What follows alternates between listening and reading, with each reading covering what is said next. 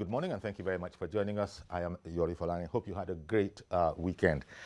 We're revisiting something we did last week, that is to say, a conversation we had last week. Of course, the guests are different, but I'm talking about Abia State and, of course, the allegations that came out of there as, published by the EFCC. Monumental sums allegedly purloined from the treasury of Abia State government. Now, since then and now, we made the point at that time, but I get ahead of myself, my manners. Forgive me. Let me just quickly introduce my guests. Mr. Sheyi Adeyemo is a publisher and public affairs analyst. Thank you very much for coming on. Thank you so much for having me. Indeed, my pleasure. Thank you. And my dear friend, Monday Onyekachi Ubani, former second national vice president of MDA, and an indigene of his beloved Abia State. Good to have you. Yeah, Chief, it's always my joy to be in your program. I'm happy to be here this morning. Thank you very much. Now, as I was saying, I made the point when we first of all tackled this subject last week that, okay, EFCC had put this out. So it was a grievous allegation, but it was an allegation. It concerns the immediate past governor, that is the second Oji, who is now a senator, not the first Oji. First Oji is now convict in jail. But the one that followed him, his chief of staff, not a relative, no relation, and the Honorable Speaker of the Abia State House of Assembly, Honorable Chinedu, Oji. All these allegations of stupendous amounts of money that they are alleged to have purloined. Now, the point I made at that time was that wasn't it fitting for those concerned to step aside, as we would hear in other climes? One notices that since EFCC put that matter out, neither EFCC, unless I missed it, have put anything else on top of the matter, neither has the state government also commented, and one begins to wonder, is it more or less like, let them be talking, let them have their say, it doesn't matter? Because one would have thought that stepping aside in a case like this, or at least showing that something has happened or that we are addressing this whole matter, EFCC no doubt must be working on it. But why are they still carrying on as before? Let me start with you, because I think I should give you the first, the opening shot. Yeah. The position of things in this country is that we have had serious and grievous allegations against public officers, and in which one had expected those officers actually to step aside temporarily, to allow unhindered investigation to be carried out. But unfortunately, we have not developed that culture here. I mean, we have had instances. Remember the former Senate president in the person of Bukola Saraki, to the extent that even his trial, went on while he was still sitting as the Senate president, despite all the whoos and cries that he should step aside. The allegation. So it's something of a Nigerian thing. So it's a Nigerian culture. It's a Nigerian thing. There has been several allegations against public officers in this country, in which some of us would have expected that the person will step aside for the sake of integrity, for the sake of his name and reputation, and then having justice, to prevail in terms of allowing investigation to be done so that it don't compromise the system. But over time, we have not seen it here. So it's not a culture that has been developed here. Could it be fair to say that because it is an allegation, not an assertion of guilt? Yes. Therefore, they're saying, look, anybody can assert, anybody can, charge. But what we have seen over time in other developed climes is that if whether it has substance or not, so far there is anything by allegation, so you don't want anything public officer. Yes, public officer. You don't want anything because you elected, by the people. And if the people are saying there is something that has to do with your name, you don't want anything that will tarnish it. Let them have unhindered access, to actually find out whether what they are saying is true or not. So people in those Senate claims will just step aside. But here, it's a culture that people even will tell you that you have nothing to, nothing will come out of it. They will even be boasting while on top of it. So that may be the reason why it will be a Herculean task, to actually see senator or speaker, resign. If they do, they will be setting a new precedent, which again will have a good name attached to them, for doing that. Yeah. But I have not seen it happen so recently. We have had one or two instances where people who also have resigned when their names were mentioned in anything that has to do with allegation, but it's very rare. Even if they don't resign, Yes. I guess that's why we're saying stepping aside. So that you can have on yes, because people have deputies for so many different reasons, and this might be one of them. The Senator Orji, the two senators, well, there's only one Senator Orji who is sitting down now in the Senate. Right. Even in that august assembly, it's like everybody is just continuing with their business. Nobody is raising any order of the day or special business. And this grievous allegation against our brother, the distinguished, was made. It's like, is it an esprit de corps kind of a thing? No, I think we then, as the Fourth Estate, are beginning to do our jobs better by making this something that we would not just touch and leave. I think it's good that this station have decided to do this, to sort of do a revisit.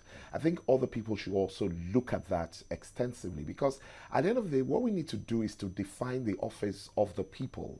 Like Lawyer Ubani said, look, this is a public office. It is the people's. So we should treat it as such. And it is a serious allegation because it was by no less than EFCC. This is not a private citizen. That came up. So we're not talking about a whistleblower. Yes. We're saying that the authority that is concerned in taking charge of corruption in Nigeria have said this is something. These charges we're investigating. We're investigating it. And so it's important. And I guess it's something we also need to look at as a people.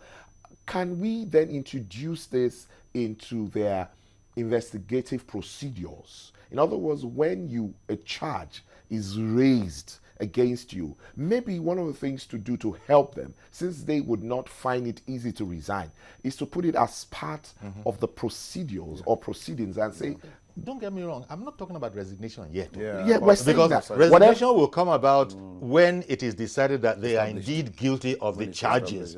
But in the meantime, aid a proper investigation that will make it easier. And we probably could take advantage of the time like this to also say that, look, when something like this happens, I think it's also in order for them to be more explicit in the way they speak to it. Because this culture, again, of just keeping quiet and keeping mute, I think it's become a tradition in Nigeria. Because I think, for whatever it's worth, you have access to giving a press release, to speaking to the people, to speaking to the matter. Because this is grievous enough for you as a speaker to say, look, I have heard that this has been said against my name. Yes. Right. And how about a distinguished senator as well? You understand? Ditto. Yes. Ditto. So I think it's important for him or them to speak to it as public officers rather than just keep quiet and treat us as being, nothing will happen. So, well, I don't know that they are saying nothing will happen. By their gesture, by their disposition. It can be read as a gesture. Yes. The fact that they have not offered. Remember, there was a time, totally different circumstances, absolutely different circumstances, but Vice President Osinbajo has said he would waive any immunity that he had that was accrued to him, so that people can investigate whatever the allegations are. That was very good. He didn't need to because nobody took him up on it, but he voiced that. It will help. Yeah, that is good. Yeah. When public officers actually recognize the responsibility and then their role, in society, that they are representatives of the people. That is the people's mandate that actually put them there. And that issue of accountability is key. It makes you to, bear that responsibility by explaining, by saying, okay, if this is going to cause, let me step aside in order to allow. In fact, the right word is recuse, because you can still come back to that position. Let me recuse myself from this. Let them have this investigation carried out, because I need to clear my name. People must be serious about clearing their name, because reputation matters, especially when it comes to issue of leadership. And so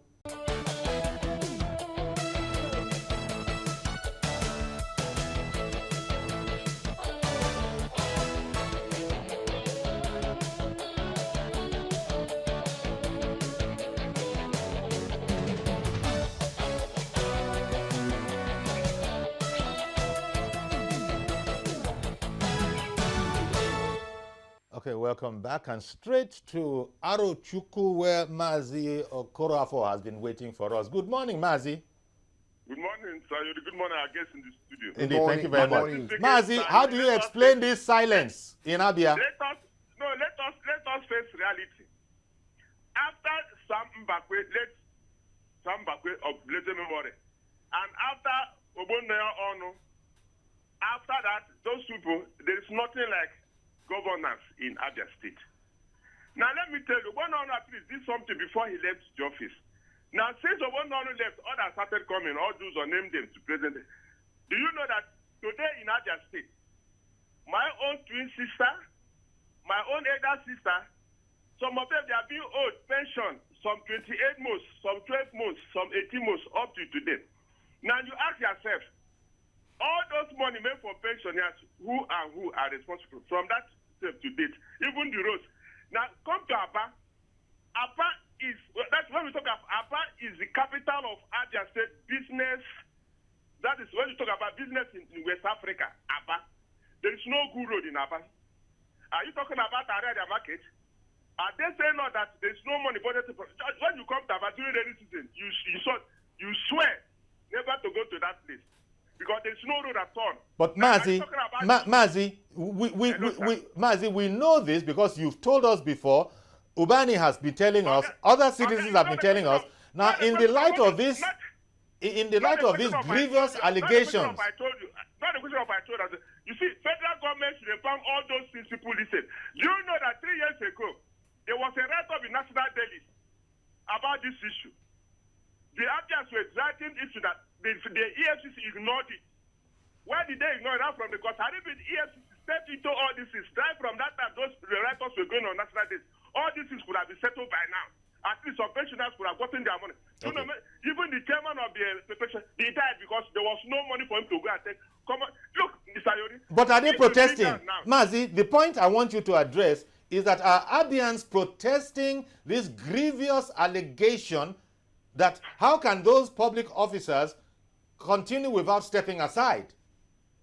It's not a question of, I blame the federal government. That is why I'm raising this issue.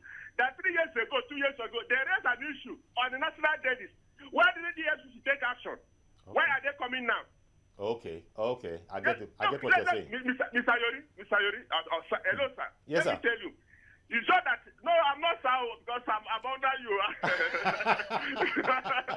Because you may decide to cut off the line. That is because you're in charge. No. Now, Mr. Yori, let me tell you. If EFCC wanted to solve this problem, they could have done that since all this issue of separate aside couldn't have come in. Now, the EFCC should explain to us, Nigerians, why didn't they follow up that letter? I want to ask EFCC that I am asking them question. Those write-ups, didn't you see it? Why did they go up on that? Why are they coming now? Because now where many souls have gone to grave, come to Abba, Cameroon Road, Ungwaroche, there are schools there, no fence, no toilet. People come to that school to defecate, which is detrimental to the students of that.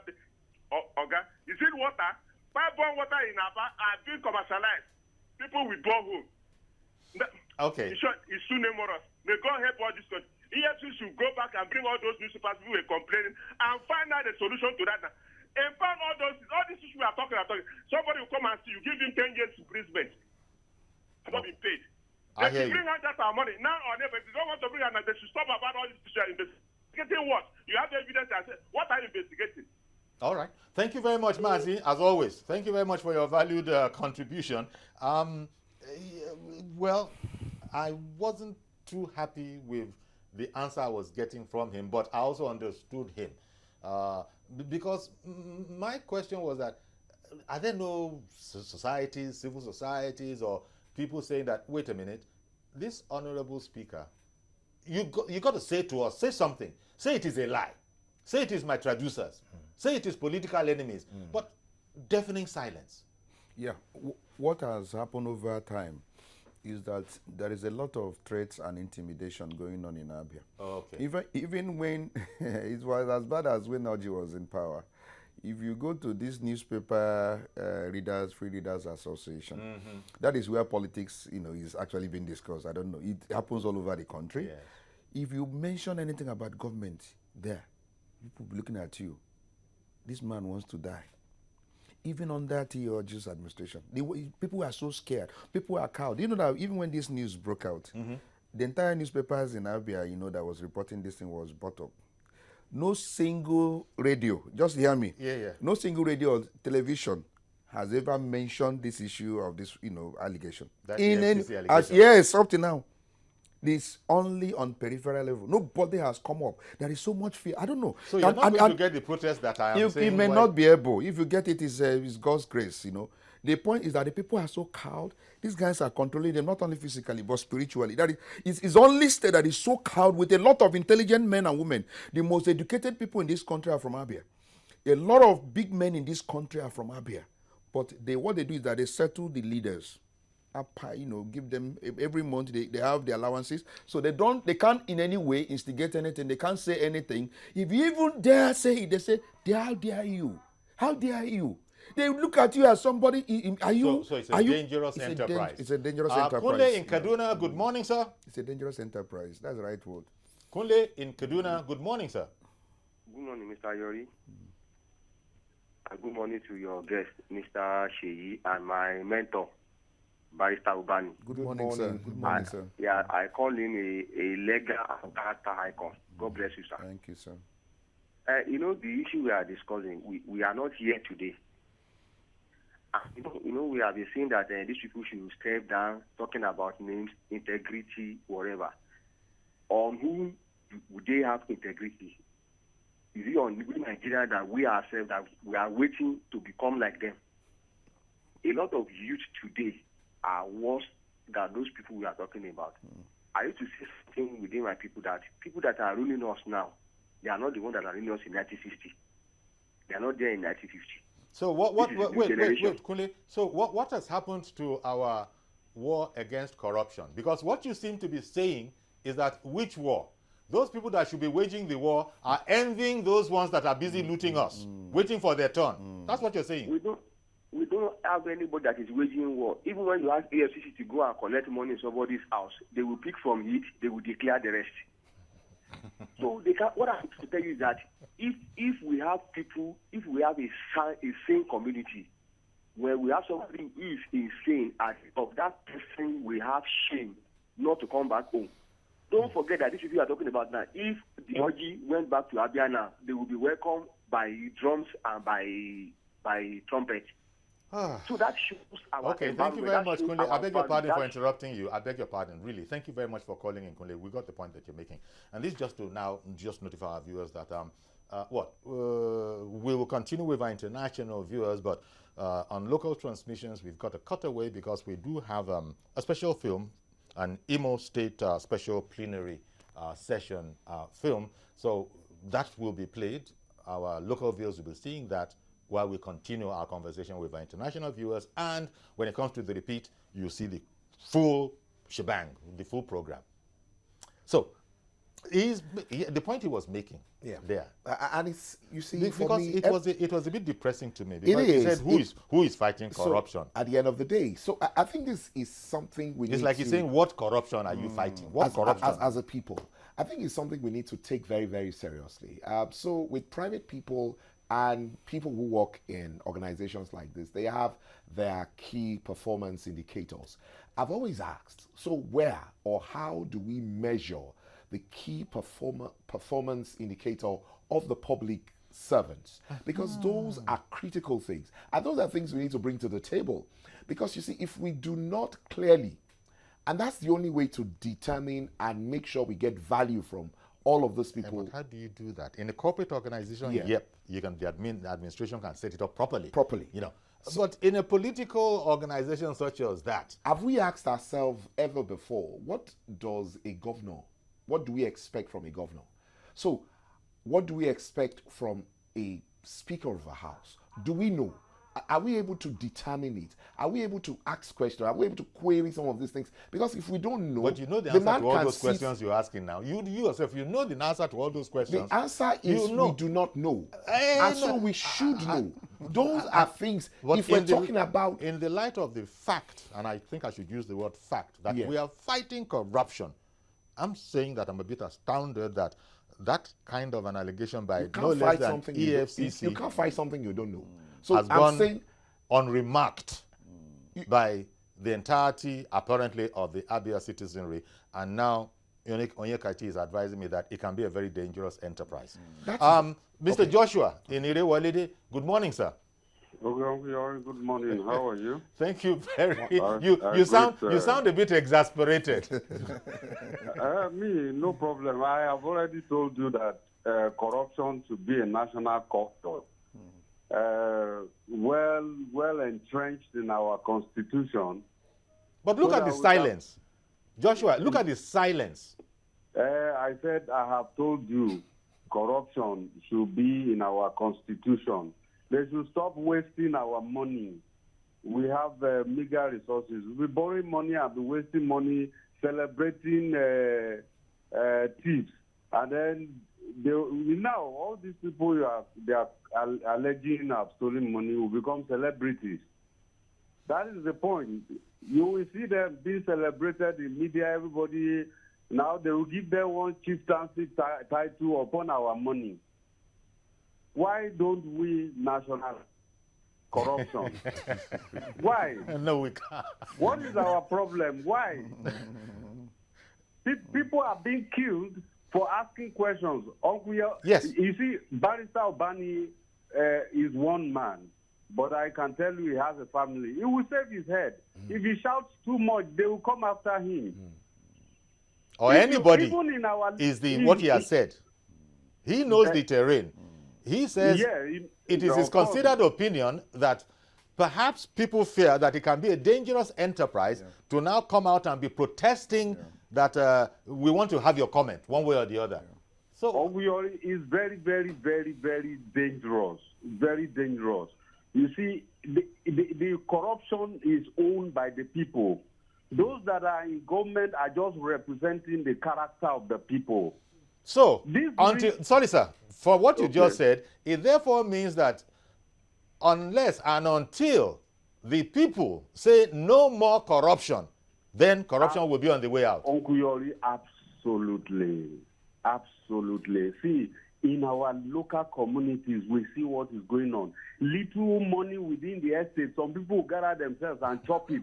And we see some people who are protecting them. If you say anything, they will say, God punish you.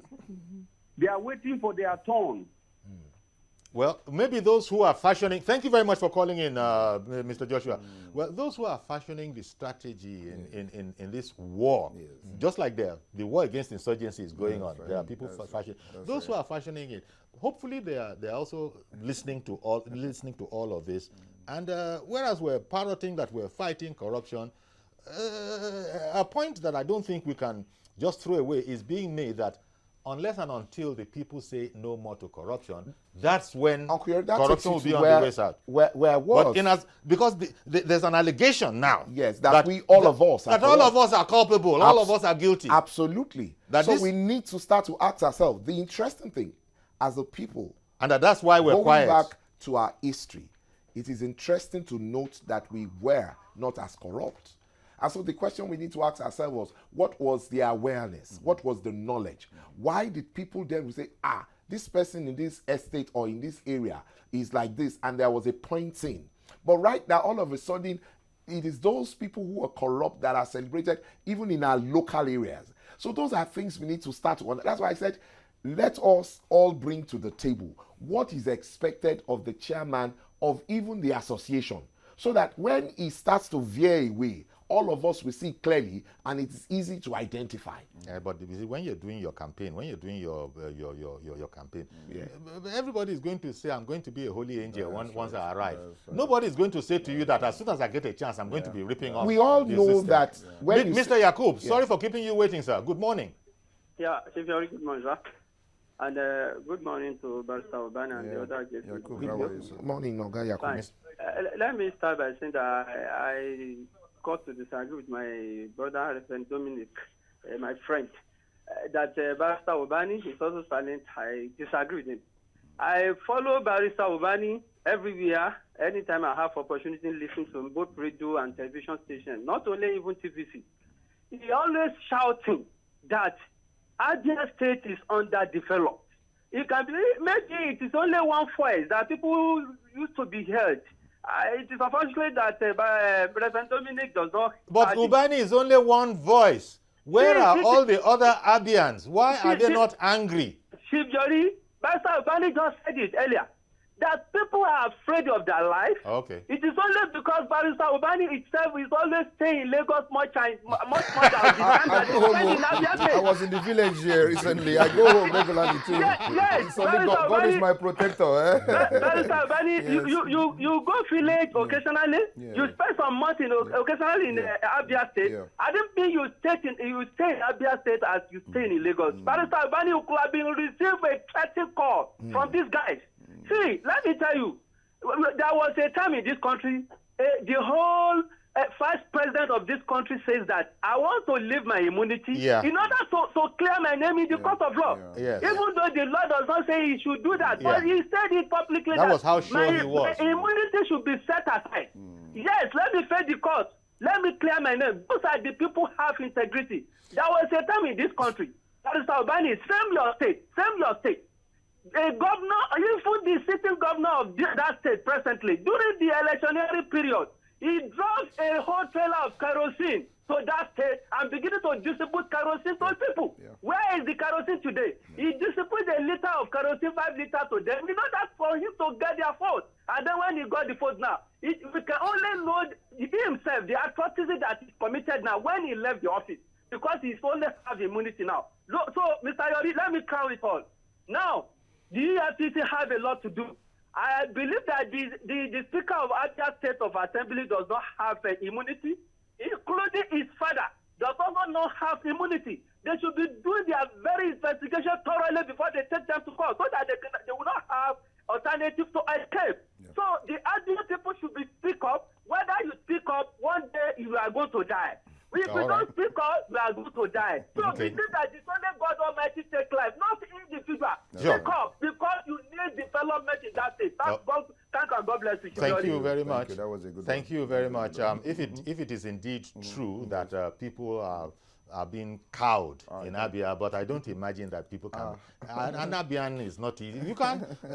They say that a Nigerian can't be cowed just like that. But it's okay if people say that. Look, it can be dangerous. We know, after all, even Uhuru Badu told us that if you fight corruption, it will fight back. We understand that. That's right. But we just thought that we'd address this thing today simply because it was a, stupendous amounts were mentioned. Yeah. So much so that our friend Reverend Dominic had said that don't mind them, they don't have. I agree that they have stolen, but Abia doesn't have that kind of money. Such was the big mind-boggling figure.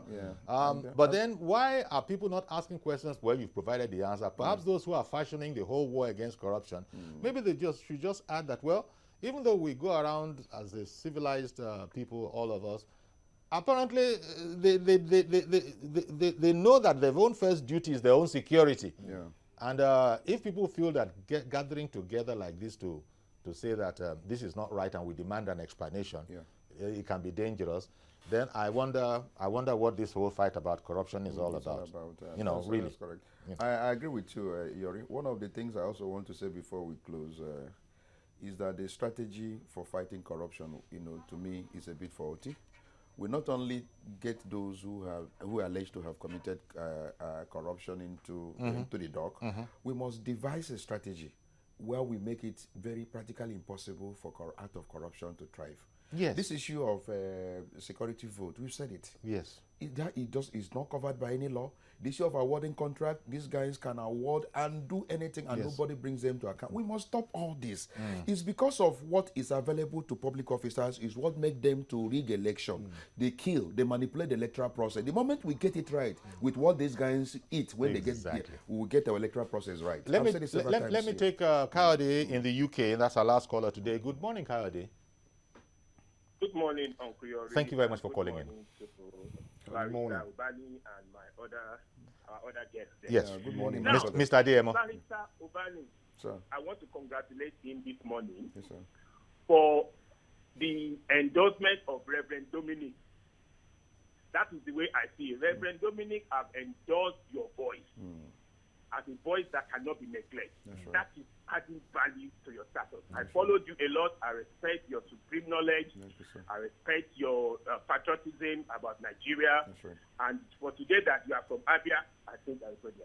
I now second Reverend Dominic to further anoint your voice. So you have become an anointed voice. Reverend Dominic said he did not castigate you. I wonder how Brother Yakub and other people got him wrong. He said that you are a voice that cannot be neglected. So people like from London, I'm ready to support. I'm a Nigerian. I'm against corruption. And I'm ready to support you. I'm in Jebu. I'm from Southwest. But I'm in Nigeria first. Thank you, sir. Thank you, So sir. whatever we are going to do, if you are going to champion that goal, we're not going to castigate people that are stealing money. We are going to campaign. I think the campaign should be for transparency. That's right. Yes. That's right. Transparency is one And of the objectivity. instruments Yeah. to fight corruption. That's right. And that all citizens who feel Yeah. concerned Yes. should join. Yes, sir. And just simply ask for an explanation. That's all. Yeah, exactly. Let's reclaim Nigeria. Innocence is presumed. Yeah. But please explain, sir. That's right. How could the EFCC be saying these grievous things about you? That's right. You must have something to say. I agree with you, But sir. the fact that nothing is being said, Yeah. It's not either by the senator over in the National Assembly Speaker. or the honorable speaker Yeah. over in Abia, it is well. I don't. It's worrisome. Let us not overflog the issue. Thank you, I just sir. want to thank you very Thank much, you gentlemen. very much. Thank you And I- so much Mr. Sheya Adeyemo. Thank you. Thank you very much. It's my And pleasure, sir. Mr. Monday Thank you Onyekachi very much. I Ubani. appreciate Thank you you, very Chief. much. God bless Okay, you. so that's our program. Please join us tomorrow for a fresh edition. I am Yori Folarin. Bye-bye for now.